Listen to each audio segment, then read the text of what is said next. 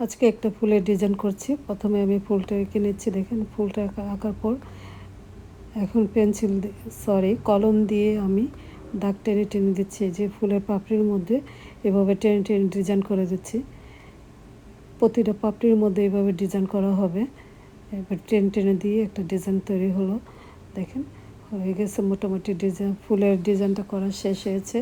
এখন আমি পাতার মধ্যে এভাবে টেনে টেনে দিচ্ছি, যে স্ট্রেটভাবে টেনে দিচ্ছি। এভাবে পাতাগুলো টেনে টেনে দিয়ে একটা ডিজাইন, পাতার ডিজাইন করছি। এখন দেখেন আপনারাও বাসায় করতে পারবেন এই ভিডিওটা দেখে।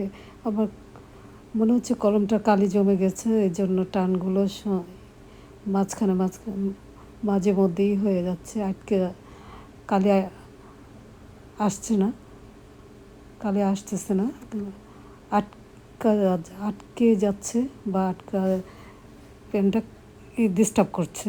তো এইভাবে হয়ে গেলো।